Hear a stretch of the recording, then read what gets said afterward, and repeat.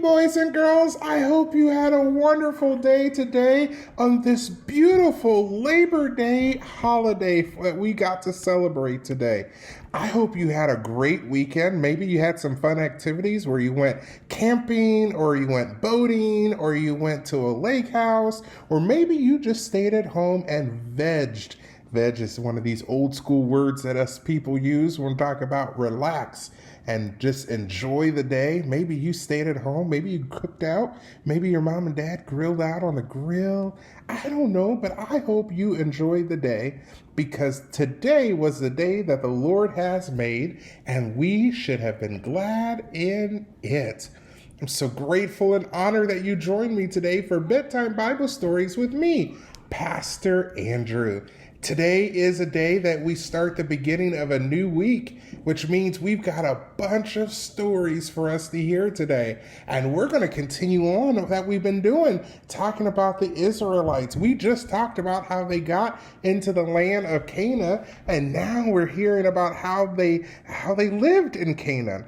And so we are going to sit through the next few days and just hear about the Israelites. We're going to hear about a woman named Deborah. We're going to hear a bunch of stories about how the Israelites lived in the new Israel, the land of their people.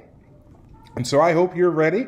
Hopefully you're getting ready to hear the story. Maybe you've already got your bath time done. Maybe you got your jams on. Maybe you got a blanket and you're just sitting on the couch just ready to call this day an end.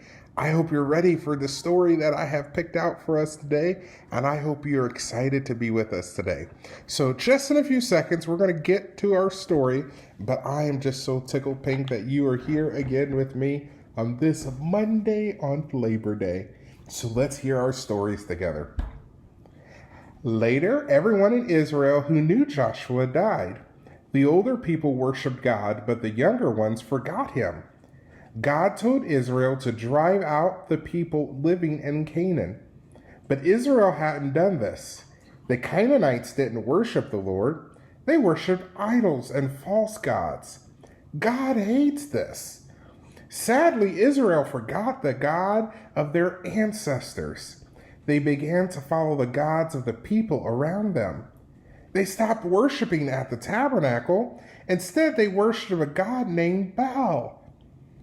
God was very angry at this. He let Israel suffer for it. He left them so they were helpless. Israel's enemies attacked them and robbed them. Their grain, grapes, olive oil, and animals were gone. At times during their suffering, Israel would remember God and cry out. God would find someone in Israel to be their judge. These judges were wise and strong and would save Israel. The people would be happy again and serve God. But then they would forget about what God had done and they returned back to serving the idols. This happened many times. One of Israel's judges was Deborah. She was the only woman ever to judge Israel. People would come to see her in the hills of Ephraim. Deborah would sit underneath a palm tree giving advice and solving problems. Like the other judges, Deborah had God's Spirit with her. This is why people followed her advice.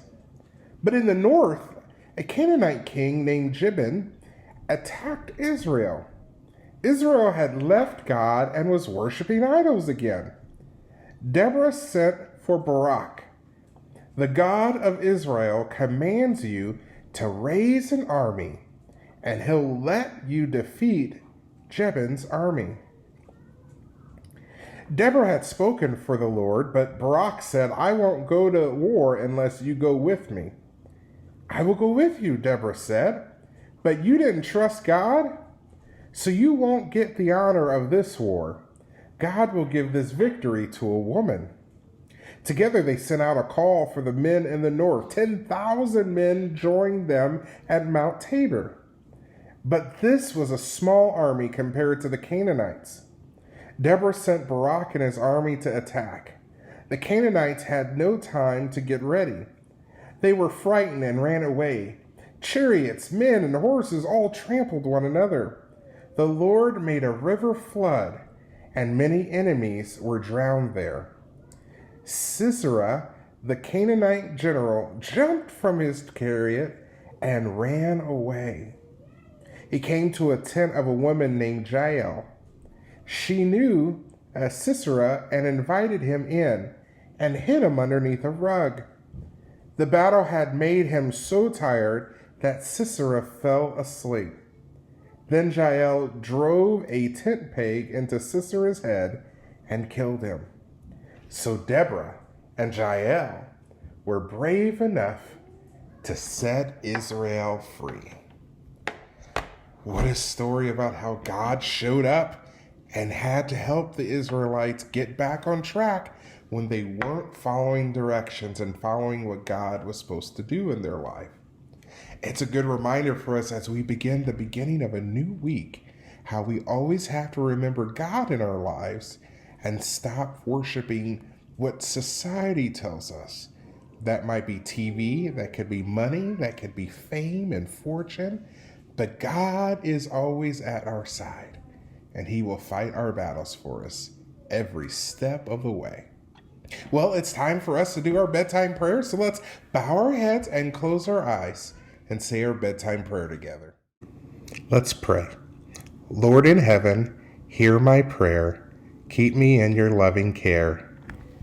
Be my guide in all I do. Bless all those who love me too. Well, boys and girls, I am so glad that you got to join me tonight for today's episode of Bedtime Bible Stories with me, Pastor Andrew. But I know it's getting late tonight, and I know that you have a big day ahead of you. You've got school tomorrow, and if you're in person or online, you still have a lot of work and beginning your next days of education and learning and preparing you to be the person that God created you to be. And so it's with sadness that I have to say what those words that I say every night: sleep tight. Good night, sleep tight. Don't let the bed bugs fright. But get ready, because God is going to bring you into a brand new day that He has created just for you. Until tomorrow, see you later and have a great day. See ya.